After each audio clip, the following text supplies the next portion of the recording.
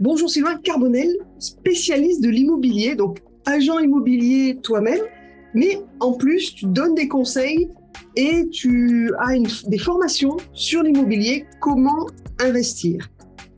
Bonjour Anne, merci de m'inviter. Donc, en effet, je suis gérant d'une agence immobilière et je suis moi-même dans l'immobilier. Et depuis quelques années, j'ai eu ce déclic de faire une transition sur le web de toutes mes connaissances. Et j'ai également un site de formation où je forme les gens à devenir agents immobiliers, personnes qui sont en reconversion ou qui veulent augmenter leurs résultats, et tous les métiers liés à l'immobilier, l'investissement, le marchand de biens, etc. Voilà. Alors là, moi, c'est vrai que je représente un peu toutes les personnes que je croise, c'est-à-dire c'est des personnes qui sont indépendantes, donc seules à monter leur société, qui sont en auto-entrepreneur ou en EURL, en EI, différents statuts, et qui s'aperçoivent qu'en fait, à la fin, c'est-à-dire une fois qu'ils auront bien travaillé, à la fin, il n'y a plus rien. Il n'y a quasiment plus rien. Moi, j'avais travaillé dans une grosse société et les 3 années de cette société, quand on t'envoie la CPAM, t'envoie ton récapitulatif pour fêter tes 40 ans, ouais, le récapitulatif, en fait, les 3 années dans une grosse société équivaut à autant de points retraite que 5 à 6 années à ton compte. Oui. Donc, du coup, on a un gros différentiel. Aujourd'hui, on sait que les retraites, c'est quand même un petit cheval de bataille très, très désorganisé où tout le monde n'a pas les mêmes droits. Et donc, toi, vraiment, tu proposes aussi d'accompagner les gens avec ta chaîne YouTube où tu donnes des interviews et justement, tu donnes des solutions pour les gens comme moi ou autres qui veulent placer de l'argent et penser que bientôt, il y aura une retraite à prendre et pouvoir tranquillement en vivre. Exactement, on est en transition un peu de société, on est dans un système qui est de plus en plus à l'américaine où on doit se faire soi-même sa propre retraite. Et c'est vrai que voilà, il faut investir, à mon sens, soi-même lorsqu'on est entrepreneur, le plus tôt possible pour anticiper justement cette fameuse retraite. Et c'est vrai qu'on a travaillé très dur pour sa boîte. C'est une bonne chose, on apporte beaucoup de valeur à la société, mais il faut aussi penser à soi et essayer de s'organiser pour mériter justement la fin de vie qu'on espère tant après avoir autant travaillé pendant ces années. Donc, du coup, dans l'investissement, on a parlé un petit peu en dehors. Toi, tu as lu aussi Père riche, Père pauvre. Et donc, c'est un bouquin qui je vais te laisser en parler, qui a été une révélation. Ouais, c'est un bouquin qui se lit très facilement. On peut le trouver assez même facilement en PDF. Il suffit de taper le nom. Donc, c'est Robert Kiyosaki, Père riche, Père pauvre. Et en fait, c'est un enfant qui enseigne un peu l'éducation qu'il a eue, à la fois par son père, qui est censé être le père pauvre, mais c'est un paradoxe. En fait, c'est un papa qui a fait beaucoup d'études, qui a fait une grande carrière, pour qui ça a assez mal vu d'investir, etc. Et à contrario, le père un peu spirituel, qui était le père de son ami, qui l'a formé à essayer de monter des business. C'était un papa qui était sans aucune étude, en fait, qui est totalement autodidacte, mais qui très tôt a investi et a fait travailler son argent et a fait travailler les autres pour son argent. A compris que, voilà. A compris qu'en fait, tu pouvais être très cultivé et bosser toute ta vie très dur, mais au final, tu n'avais pas de patrimoine. Alors que si tu investis notamment dans l'immobilier, tu peux te constituer un patrimoine, des revenus, peut-être des revenus conséquents, ou au contraire, à la retraite, choisir de tout vendre pour partir vivre aux Bahamas, je sais pas. Voilà. Exactement, ouais, exactement. C'est ce truc-là, d'essayer d'investir le plus tôt possible et de comprendre vraiment comment fonctionne l'éducation financière, comprendre comment fonctionne le système et essayer de faire en sorte d'adopter les meilleures solutions pour s'enrichir et adopter le style de vie qu'on souhaite avoir. Voilà. Et donc, il peut être un revenu complémentaire. Et donc, du coup, parce que je rencontre beaucoup aussi de clients qui se lancent à leur compte et veulent à tout prix rentrer de l'argent tout de suite, tout de suite, tout de suite, tout de suite. Alors qu'au final, en investissant, si on investit dans de l'immobilier ou tout ça, on se crée une petite rentrée. On peut se créer une petite rentrée d'argent. Exactement. Il faut fabriquer des systèmes qui travaillent pour nous, des revenus passifs. Donc le concept, c'est d'essayer d'investir dans des choses qui nous permettent de nous enrichir et non pas investir dans des passifs qui peuvent nous coûter de l'argent. Alors, on en Alors, discute les un petit passifs, peu, voilà, ça peut être des passifs, ça peut être une voiture, liée aux entretiens, à l'assurance, à l'essence qui est très cher, et au fait que dès qu'on achète un véhicule, il perd déjà 20% de sa valeur, donc ça va être clairement. compliqué à revendre par la suite. Et donc ça peut être ça, ça peut être des vêtements, ça peut être voilà des choses un petit peu futiles que le système nous pousse un petit peu à consommer, mais qui au final nous apportent pas forcément de richesse.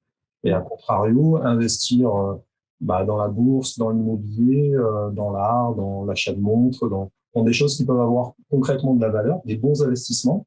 Et ça va nous rapporter un pécule régulièrement tout au long de notre vie et éventuellement à la retraite, justement, avoir un système concret qui nous permette d'avoir une deuxième retraite ou plusieurs retraites. Vraie retraite. Une vraie retraite décente, exactement. J'irais plutôt sur une vraie retraite parce que quand on voit ce que l'État nous propose, voilà, travailler déjà jusqu'à 70 ans et ensuite ne pas avoir forcément de retraite, c'est difficile. Exactement. Il y a un petit décalage. J'ai un petit problème de son, alors attends, je vais essayer de... Voilà, tu m'entends mieux? Ouais, c'est bon. Allez, super, c'est parti. Il y avait un retour, ouais. Exactement. Okay. Et donc, à un moment, tu as décidé, toi, tu étais agent immobilier, tu avais déjà investi et tu as décidé d'aller former des gens à être meilleurs agents immobiliers. Exactement, exactement. En fait, moi, j'ai un profil un peu atypique dans le sens où mon père est entrepreneur et je pense avoir aussi un peu ça dans le sang. Donc moi, je suis totalement autodidacte. J'ai même pas le bac, hein, j'ai même pas de diplôme ni quoi que ce soit. Et j'ai travaillé un peu dans l'entreprise familiale, mais ça me plaisait pas forcément. Je n'étais pas épanoui. Et je suis devenu manuel parce que mon père fabriquait des bateaux. Et du coup, très rapidement, après, j'ai acheté un appartement que j'ai retapé, que j'ai pu revendre plus cher.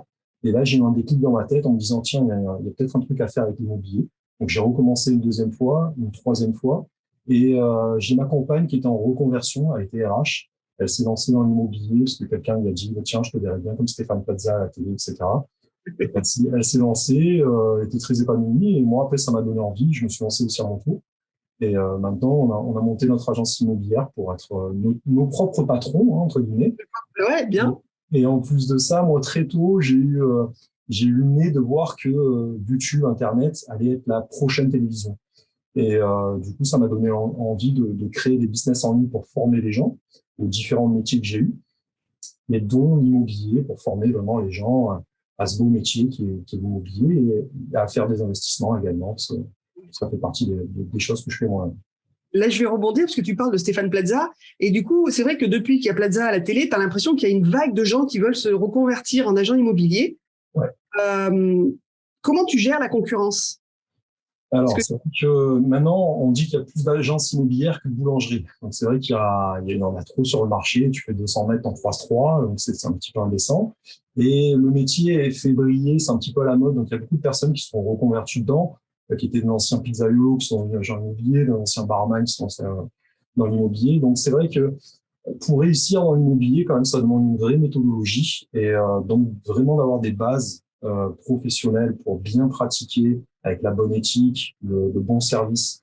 Et c'est ça, moi, que je veux transmettre aux gens, en plus de ma passion pour l'immobilier, quoi. La chaîne s'appelle Passion Immobilier. Passion immobilier, on mettra les liens juste en dessous. Justement, parce qu'il y a des gens qui disent, mais je peux pas aller là, il y a trop de... Qu'est-ce que tu leur dirais à ces gens qui disent, mais il y a trop de concurrence? Comment je fais? Il y a vraiment océan T, océan bleu, océan rouge. Ouais. Océan bleu, il n'y a pas du tout de concurrence, c'est un truc tout nouveau. Et océan rouge, c'est un peu le plus de boulangerie que de... boulangerie. En fait, quand il y a un marché qui est comme ça, qui est très concurrentiel, c'est plutôt bon signe. Ça veut dire que c'est un marché qui est plutôt prospère. Donc, c'est plutôt un bon signal. L'immobilier, ça fonctionne bien, quelles que soient les conjonctures. Hein. Si le marché est très haut, on va plutôt travailler les acheteurs. Si le marché, les vendeurs, pardon. Et si le marché est plus bas, on va travailler les acheteurs. Nous, on s'adapte un petit peu aux tendances.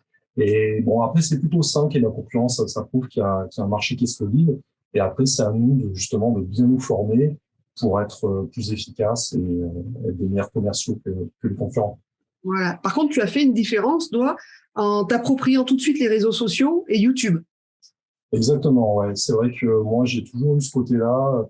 On en parlait avant. Moi, j'ai d'autres chaînes YouTube aussi sur la musique. J'ai lancé en 2012 parce qu'avant, j'ai été aussi ingénieur son. Une autre chaîne sur l'entrepreneuriat. Donc moi, j'ai toujours ce côté-là de, vu que je suis autodidacte, j'ai pas de barrière pour me lancer dans un nouveau business. C'est plutôt un truc qui m'attire et qui m'excite. Et donc j'aime bien apprendre. Et une fois que j'apprends, j'aime bien transmettre aux gens. Et très tôt, voilà, j'ai senti, j'aime bien tout ce qui est nouveau, moi, les nouvelles technologies. J'ai senti que le fait de se créer une audience, quel que soit son domaine, mais également dans l'immobilier, c'était quelque chose de porteur qui permettait justement d'avoir plus de recommandations, plus de mandats, plus de proximité pour que les gens pensent à nous avant les autres. Alors toi, tu dis que tu aimes te lancer dans des nouvelles sociétés et tout ça. Moi, j'ai face à moi des gens qui ont du mal à lancer leur société et hésitent. Qu'est-ce que tu pourrais leur dire pour les pousser à avancer, pour qu'ils créent vraiment leur société? Puisque toi, tu enchaînes en fait, hein. Ouais, bah ça, moi, j'aime bien coacher les gens là-dessus. Alors, j'ai pas trouvé de format vraiment pour former les gens en coaching comme ça, mais c'est un truc que j'aime bien faire. En fait, ce que je pourrais leur dire, c'est que il faut ce côté, on se jette à l'eau. Pour monter une boîte, ça peut faire peur. On dit qu'il faut monter une dizaine de boîtes pour en avoir une qui explose vraiment. Tu vas pas rassurer les gens là. Non, ça va pas rassurer les gens. Mais en fait, ce côté de gérer l'échec, c'est un truc qui est plus américain que français. Mais en vérité, plus on échoue, plus on tente des choses. Même s'il n'y a pas de succès, c'est plutôt bien vu aux États-Unis parce qu'on considère que justement, on est très proche, même avec beaucoup d'échecs, d'un gros succès. Donc, les échecs, et c'est aussi le cas dans mon métier d'agent immobilier, en vérité, on gère les problèmes des gens et on gère beaucoup d'échecs. On a plus d'échecs que de réussites. Donc, si on reste focus uniquement sur les réussites, ça ne peut pas fonctionner parce que du coup, c'est un ascenseur émotionnel. Quand on fait une vente, on est le meilleur du monde et après, on n'y arrive plus, on perd confiance, etc. Donc, il faut arriver à retirer l'émotionnel sur ce qu'on fait ouais. et se dire qu'il faut faire les choses parce qu'on aime les faire et ne pas rester focus uniquement sur le résultat. Donc ça, c'est le premier côté. Souvent, quand on travaille seul aussi, on a tendance à mettre ses émotions dans un rejet. Et la personne qui dit non au devis et on le prend pour nous, alors que toi, déjà, tu dois faire visiter 15 fois le même appartement pour une personne qui va signer peut-être.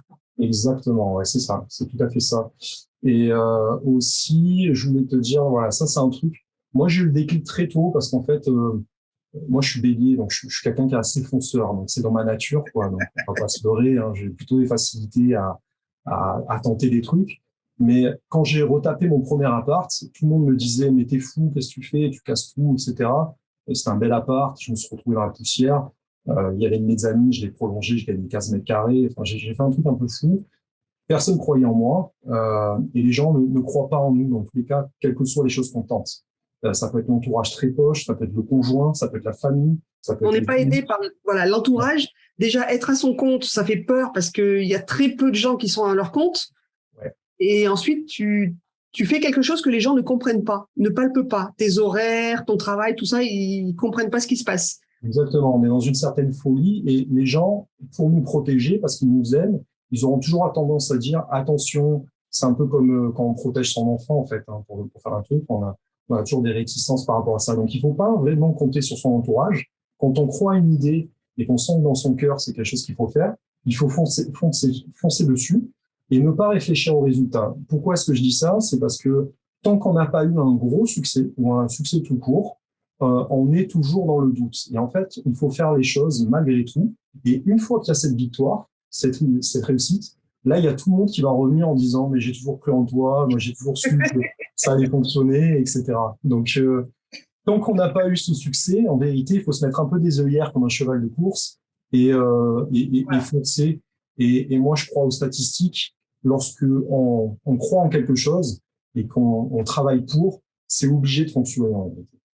C'est mathématique à un moment où ça va se débloquer. Donc, un moment, ça va se débloquer. Ce qui se passe aussi, c'est que on peut foncer dans une chose, on prend du recul, on voit que ça fonctionne pas, ça fonctionne pas. Ok, bon, ça fonctionne pas, ben je vais essayer autre chose. C'est ce qu'on fait en marketing, on fait des tests et ensuite on voit si ça a fonctionné ou ça n'a pas fonctionné. Il y a pas mal de gens qui ont du mal parce que toi, l'immobilier maintenant, c'est quelque chose que tu ressens. Tu vois une annonce ou autre, tu sais à peu près combien ça vaut, si c'est trop cher, pas ça. comment on acquiert cette espèce de feeling par rapport à des clients aussi quand tu vois des clients arriver, tu sais s'ils achèteront ou s'ils achèteront pas? On peut ressentir certaines choses. Parfois, dans un couple, il faut repérer celui qui est un peu leader, décisionnaire. Et parfois, les couples ont des sensibilités différentes. Donc, parfois, je donne un cliché, les femmes sont plus dans l'émotionnel. Donc, on ressent, on se sent bien dedans, la cuisine, etc. Les hommes, parfois, sont plus rationnels. Donc, ça va être plus les chiffres, les charges, combien ça coûte, les problèmes techniques. C'est des clichés, hein. Oui. Après, c'est chacun. Voilà. Donc après, il faut cerner ça. Et après, avec l'expérience, on arrive à cerner avec des questions importantes la véracité du projet. Et du moment que le projet est sûr, normalement, il y a plus de chances que ça aboutisse. Voilà. On ne peut pas tout contrôler, mais il y a certaines personnes aussi qui ont besoin d'être un petit peu poussées. C'est-à-dire que moi, j'avais des clients qui ah non, je suis pas sûr, est-ce que j'y vais, est-ce que c'est fait pour moi, etc., machin. Et en les poussant, finalement, après, ils reviennent vers moi en me disant, oui, vous avez bien fait de me pousser. Sans vous, j'aurais peut-être pas acheté. Je suis très heureux d'avoir acheté ce bien-là. Donc, il y a aussi ça, c'est d'essayer de guider un peu les gens quand on sent que c'est fait pour eux. Est-ce que le lancement d'une entreprise, tu peux le mettre en rapport avec le premier achat immobilier? Oui. Alors, ça serait plus un parallèle avec une reprise d'entreprise, hein, si on achète quelque chose qui est déjà existant. Sinon, on est plus dans la construction vraiment. Mais oui, c'est un petit peu la même chose. Quand on essaye des choses qui sont nouvelles, dans tous les cas, il y a toujours une remise en question, il y a toujours du doute et c'est normal. Et il y a forcément en fait, il n'y a pas de solution facile. Donc, quelles que soient les nouvelles choses qu'on essaie, il y a toujours un peu cette traversée du désert où on est dans le doute, on est obligé de croire en son idée et en final, ça finit par fonctionner. Et c'est un peu pareil dans l'immobilier, hein, il y a toujours un peu des doutes. Parfois, quelques jours de signer, les gens ils paniquent, ils sont sûrs d'acheter. C'est trop cher, c'est trop cher. Ouais. Et dans l'entreprise, c'est pareil, même si on crée un business, même si on y croit au début, bah forcément, quand il y a la traversée du désert et qu'il n'y a pas de résultat, bah on doute, etc. Et après, bah, c'est le mental et La remise en question et voilà. Ouais, exactement. Est-ce que les réseaux sociaux t'ont aidé à te démarquer par rapport aux autres agents? Oui, clairement, oui, c'est quelque chose. Alors c'est un truc que moi je travaille encore, hein, parce qu'on va dire que l'immobilier ça reste encore assez conservateur. Euh, Nous on a fait le choix d'être une agence immobilière en étage, donc on n'a pas de vitrine en fait, parce On appelle ça comment? En étage? en étage, ouais, parce qu'on travaille de Ouais. chez nous en fait. On a un grand appart. Là je suis dans la chambre de bonne, c'est un peu mon bureau qui est au-dessus de mon immeuble. Mais sinon ma compagne par exemple, elle travaille de chez nous et on fait des réunions avec nos commerciaux de chez nous. Donc, nous, on a un travail un peu artisanal, un peu familial, on va dire. Et nous, on fonctionne vraiment avec nos identités, notre expertise, nos réseaux qu'on avait précédemment. Et ça reste conservateur dans le sens où, pour certaines personnes, ça l'est de moins en moins. C'est important d'avoir une agence physique. Selon les clients. Voilà, exactement. Donc, c'est en train de disparaître, ce modèle-là, mais ça reste quand même un gain de confiance. Et du coup, on doit moderniser notre image. Mais c'est vrai que moi, autant j'aime bien moderniser tout ça, parce que je suis à l'aise à faire des vidéos, j'en ai fait à peu près 800 dans mes distances, donc je suis à l'aise avec ça. Mais pour d'autres commerciaux, ça peut être, ils aiment pas forcément se mettre en avant, ils aiment pas avoir leurs photos sur leurs panneaux. Donc, ça dépend un peu de la sensibilité de chacun. Mais c'est difficile de mettre sa tête en avant. Hein. exactement, il faut passer également ce petit blocage. Après, ça devient naturel, mais dans tous les cas, oui, forcément, les réseaux sociaux, maintenant, les gens passent tellement de temps sur leur téléphone, sur Facebook, sur Instagram, etc., que si on est présent sur ces réseaux, ça fait forcément une différence, quoi. En fait, c'est le fait d'être présent. En fait, ils te voient régulièrement. Donc, le Ouais. jour où ils auront besoin d'un agent immobilier, ils vont penser à toi et venir te voir. Ouais, il y a une part de séduction où on est déjà présent et c'est eux qui sont demandeurs de nos services parce que on reflète une certaine identité qui peut leur plaire, une certaine éthique, les valeurs, etc. Dans l'immobilier, le nerf de la guerre, c'est d'obtenir des mandats. Donc, c'est d'obtenir des nouveaux vendeurs. Donc, Ouais. traditionnellement, ça se passe de manière par téléphone. Donc, on appelle le particulier lorsqu'il met son bien à la vente. Alors, en général, on ne se fait pas toujours bien accueillir, mais il y a des Non, ouais. Il y a marqué des fois sur les annonces, Ouais. pas d'agence. Je vais vous rappeler. Ou sinon, il faut faire la prospection. Donc, passer des flyers dans les boîtes aux lettres en leur expliquant que on est les experts du secteur, etc. Et cette transition d'acquisition de nouveaux clients, de nouveaux vendeurs, de nouveaux mandats, elle se fait de plus en plus sur les réseaux sociaux. Donc, YouTube, Instagram, Facebook, on est sur un changement, une transition de système. Et voilà, tout va se passer quand on veut ou non par les réseaux sociaux. Ce qui paraît logique. On enlève un peu de papier. Les gens, avec le Covid, sont sortis de moins en moins. Donc, les réseaux ont pris une place. Il y a les chiffres, je me rappelle plus, mais on a quasiment un tiers de plus sur les réseaux sociaux pendant l'année 2021. Logiquement, en fait, on a reporté notre sociabilité réelle, IRL, en sociabilité de réseaux sociaux. Exactement. Et puis, il faut aller chercher le client là où il est. Donc, s'il est sur les réseaux, il faut aller sur les réseaux. Et il faut occuper le terrain, entre guillemets, des réseaux. Donc, avoir une présence. Si c'est pas nous qui le faisons, ça va être le concurrent. Donc, il faut passer par là. C'est important. D'accord. Sur les réseaux, tu crées des posts uniques ou tu fais des vidéos ou quel est le moyen que tu as remarqué qui accroche le plus les gens? Moi, j'aime bien. Alors, il faut que ça plaise toujours au niveau de la communication des réseaux sociaux. Donc, moi, je fais un truc qui me plaît. Moi, ce que j'aime bien, c'est faire des petites stories, des petits moments de vie, en fait. Comme ça, c'est pas trop accrocheur. Si on diffuse un message, je recherche vendeur sur votre secteur pour mes clients, budget, machin, voilà, on revient sur un truc qui est un peu agressif et les gens ont un peu marre de ça. Donc, tu montres ta vie à toi? Ouais, il faut faire une communication un peu subtile. Et nous, comme on a une approche assez familiale, assez artisanale, proche des gens, on aime bien cette proximité avec les gens, casser un peu les barrières et la mauvaise image qu'on va avoir d'un agent immobilier. Voilà. Pas arriver et donner ta carte à tout le monde et voilà. C'est la même chose sur les réseaux, c'est ce que je dis régulièrement. C'est comme quand tu arrives dans une réunion, tu vas pas commencer à distribuer ta carte de tous les côtés et à parler que de ton boulot. C'est-à-dire, tu arrives même dans une réunion familiale, tu connais pas tout le monde dans les mariages, par exemple. Ouais. Où tu connais pas la moitié des gens, tu vas pas leur parler boulot toute la soirée, tu vas parler de plein de choses. Et c'est à force de parler de ces choses que tu vas créer des liens et créer des points communs. Ouais, il faut s'intéresser aux gens. Je pense que intéresse-toi aux gens et tu deviendras intéressant. Donc, c'est ça qu'il faut, il faut créer des liens concrets avec les gens et s'intéresser à eux, leur apporter de l'écoute. C'est quelque chose qui est assez important pour un commercial. Si on fait que parler, les gens ils décrochent. Par contre, si on s'intéresse à leur vie, on peut créer quelque chose au-delà du travail, quoi. Voilà. YouTube, tu as 3 chaînes. J'en ai 11, mais ouais, j'en ai 3 qui principaux. Je suis un peu fou, moi, mais voilà, j'en ai 3. T'as tenté 11 chaînes YouTube, en fait. Ouais, voilà, on va dire, j'ai 11 passions, donc j'ai fait des chaînes distinctes, parce qu'après, il faut faire un marketing spécial, parce que ça marche par mots-clés, etc. Et forcément, c'est plus efficace quand on distingue des sujets différents. Et donc, il y en a 3 que tu suis? Ouais, j'en ai 3 principaux, on va dire, qui sont, ouais. Ils sont la musique, l'immobilier et l'entrepreneuriat, le business. Donc voilà, tes trois passions. Ouais, exactement. Ouais, les 3 plus fortes.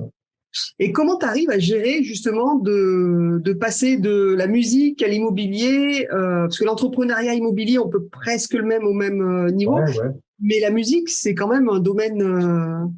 Ouais, c'est un truc qui n'a rien à voir. En fait, moi, quand j'ai travaillé longtemps dans l'entreprise familiale, j'en suis sorti un peu dégoûté parce que c'était plus un travail forcé, quoi. Ça me plaisait pas. Donc, du coup, après, j'ai fait un peu de bâtiment avec mon cousin. Bon, ça, c'était proche de l'immobilier parce que j'étais devenu manuel et que j'avais besoin d'un truc alimentaire. Et après, j'avais une passion pour la musique. Donc, là, j'avais besoin de me ressourcer, de me retrouver. Donc, j'ai fait une formation technicien son. Et pendant des années, j'étais ingénieur son, assistant ingénieur son dans les studios. Après, quand j'ai acheté mon deuxième appart, j'ai fait mon studio d'enregistrement à l'intérieur de l'appart. Donc, j'avais une cabine prise de voix, tout le matos dans le séjour, c'était un délire.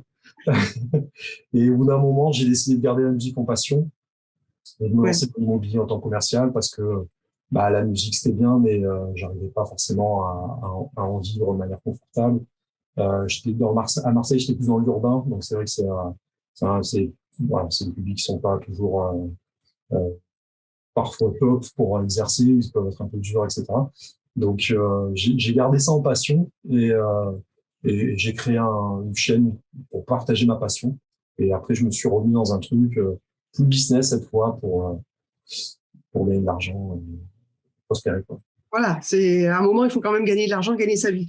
Ouais. Mais par contre, là, le message, c'est aussi, OK, ma passion, c'est la musique, mais tu l'as pas laissé tomber et tu fais quand même un métier qui te plaît. C'est pas pour autant que tu as raccroché sur un métier qui te plaît pas ou qui t'enferme ou Ouais, moi, j'abandonne jamais rien. Moi, quand j'ai un truc, je continue. Je garde toujours un pied dedans. En fait, à chaque fois, je dis, qui tous mes petits business, j'ai essayé de les avancer comme ça progressivement, un petit peu tous en même temps. Et donc, j'ai gardé la musique en passion. J'ai une page artiste aussi où je produis la musique et je prends des cours de piano depuis une dizaine d'années, pardon. Et je continue ces cours-là. Ça me fait beaucoup de bien à l'esprit. Il y a un côté mathématique un peu dans la musique qui me plaît bien. Et pour moi, ça reste assez complémentaire. J'aime bien. Je peux apprendre des trucs dans la musique qui peuvent me servir dans l'immobilier, par exemple. Donc, ouais. pour moi, il faut apprendre. C'est de l'équilibre en fait. Tu as réussi à trouver un équilibre entre l'entrepreneuriat et tes passions et tu arrives à jouer avec. Ouais, c'est un équilibre de vie et moi je serais frustré sinon si je lâchais un truc.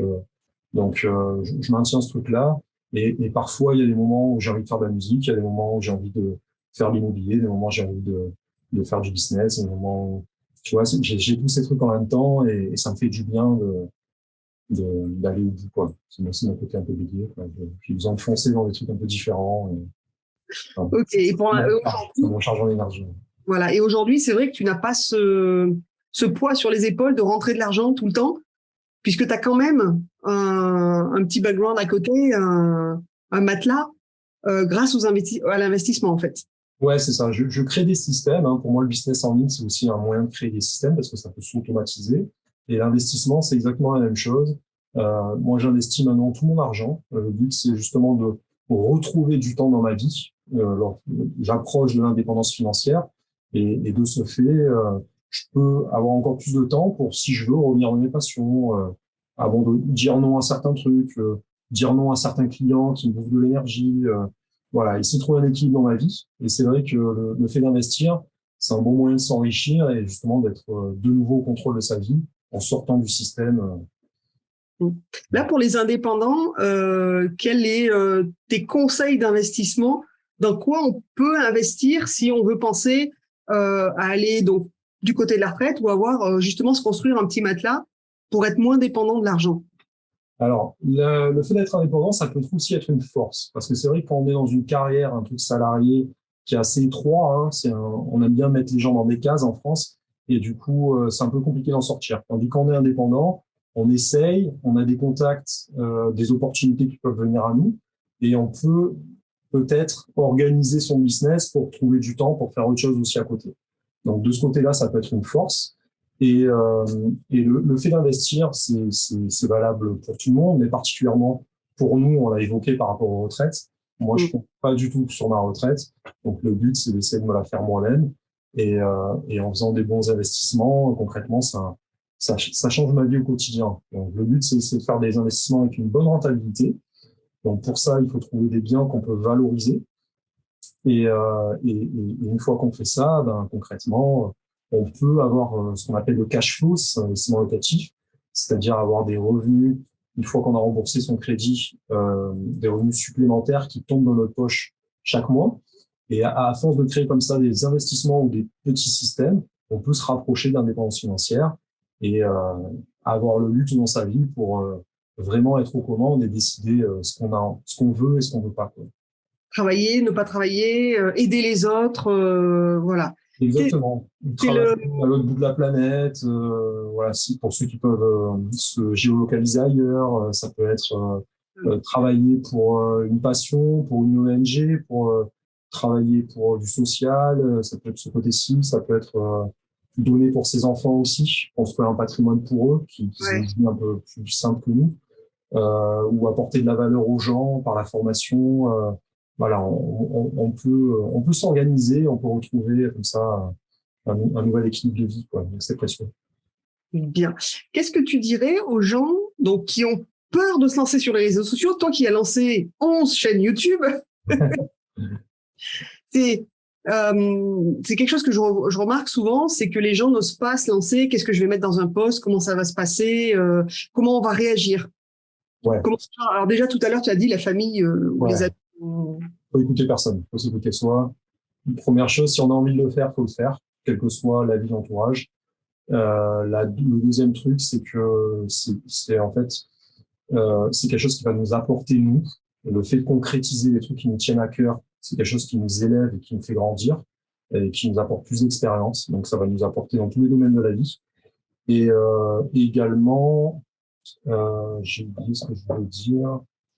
Tac, tac, tac, tac, Les tac. réseaux sociaux, poster. Voilà, en fait, ça va développer aussi en nous une capacité d'aisance et d'avoir une capacité à bien s'exprimer à l'oral. C'est-à-dire que là, on fait une interview. Moi, si tu me lances sur un sujet, je peux faire un monologue, mettre ma vidéo et en parler pendant 1 heure tout seul. Il y a quelques années en arrière, forcément, c'était pas possible parce que je m'écoute, je me regardais, je me trouvais pas bien, le son n'était pas terrible. Il y a la mèche, il y a machin, ma voix, c'est ma voix, ça. Et puis, on fait des voilà, on traîne sur des mots, on pense à ce qu'on va dire, on s'écoute parler, en fait. Ouais. Ou on lit un... On n'est pas naturel tout simplement. Et lorsqu'on arrive à développer cette capacité, moi je trouve que ça c'est produit commercial, hein, c'est-à-dire d'être comment dire, d'inspirer un dynamisme, d'inspirer une bonne image de soi lorsqu'on communique. C'est quelque chose qui sert dans tout en fait. C'est une vraie capacité qu'ont par exemple les hommes politiques. Bon, après, ils s'en servent bien ou mal, ça c'est un autre débat, hein. Mais en tout cas, ils ont un vrai charisme et c'est des gens qui quand même intellectuellement sont quand même assez inspirants. Ils ont appris à s'exprimer sur tous les sujets, quel que soit le sujet, quoi. Exactement. Ils ont toujours quelque chose à dire. Voilà, on les met dans n'importe quelle face à la reine d'Angleterre, ils vont bien se débrouiller pour bien. Et ça, c'est un truc qui sert dans tout dans sa vie.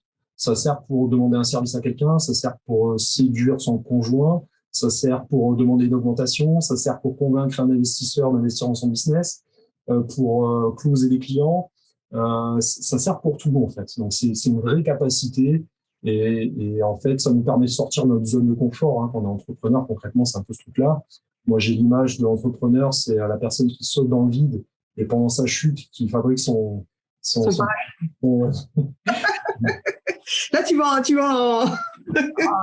bon, il faut préparer un peu les gens. Il y a un peu ce truc-là. Voilà, mais en gros, entrepreneur, tu sautes dans le vide, c'est-à-dire que tu n'as pas encore ton parachute, tu n'as pas préparé ton parachute, mais tu y vas quand même, parce que tu te fais confiance. On va dans une direction sans vraiment connaître les tenants et les aboutissants. C'est-à-dire, on ne connaît pas après les obstacles qui vont. En fait, c'est un peu comme l'achat d'un bateau. On dit un bateau, on est content quand on l'achète et quand on le revend. Au milieu, c'est que des emmerdes.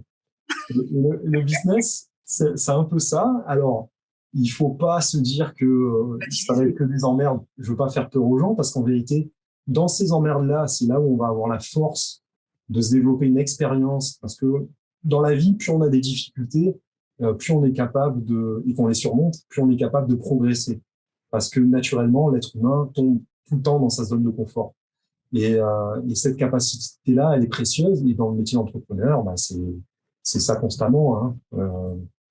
Alors moi j'avais une autre image que se jeter dans le vide, c'est qu'un oiseau, il fait confiance en ses ailes, il fait pas confiance en la branche sur laquelle il est posé.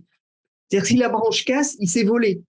Et c'est ce manque de confiance souvent qui empêche les gens de se lancer à son compte et surtout de se lancer sans savoir exactement où ils vont. Et tu disais on peut pas tout maîtriser. Ouais, je vends des sites web, je peux faire ma journée au téléphone à essayer de vendre des sites web. Si la personne en face n'en a pas besoin, bien sûr, ça sert à rien. Donc, on ne maîtrise pas ce que l'autre en face va faire. Ce qui compte, c'est de savoir s'adresser aux personnes qui peuvent avoir besoin de tes services. On est un peu chef d'orchestre, nous, hein, en tant qu'entrepreneur, qu'on soit solopreneur, c'est-à-dire business, une personne, ou même que ce soit un gros business pour diriger, pour être directeur général. Dans tous les cas, on est un peu chef d'orchestre. Et là où on pourrait avoir des spécialistes qui maîtrisent pendant toute une vie une seule discipline, nous, notre but, c'est d'essayer de maîtriser un petit peu de tout. C'est de jongler. Exactement. Ouais, voilà. Ou en tout cas, en maîtriser un minimum de chaque chose pour être à l'aise, prendre les bonnes décisions et pouvoir communiquer avec d'autres personnes pour leur déléguer le travail, etc. Moi, j'ai toujours cette image de mon père, en fait, quand il formait les gens, quand il demandait, par exemple, à une couturière de faire quelque chose, il allait s'entraîner la veille, il chronométrait et il faisait en sorte, il leur disait, voilà, cette tâche, il faut la faire en 50 secondes. Et il s'entraînait pour être capable de la faire en 45. D'accord. Oui. Voilà, donc Donc, lui, capable de faire tous les postes avant de le demander aux autres. ouais, c'est un peu le système de McDonald's en fait, où le directeur, en fait, pendant On va 2 ans, passer. il va passer une année à aller sur tous les postes pour tous les maîtriser, pour avoir une vraie vision d'ensemble de son business et être plus efficace. Donc ça, voilà, on est plus pertinent, on est plus crédible pour dire à quelqu'un qu'il faut faire telle chose de telle manière qu'on est soi-même capable de la réaliser. Ouais. Bien. Merci beaucoup. Merci, puisqu'on a dérivé de l'investissement pour la retraite à l'entrepreneuriat. Comment se lancer? Eh ben, c'était très bien. Merci beaucoup, Sylvain. Et donc, alors peut-être pas toutes les chaînes YouTube de Sylvain, mais les 3 principales seront notées en dessous. Avec plaisir. Ouais. Merci beaucoup. Merci Anne, à bientôt. À bientôt.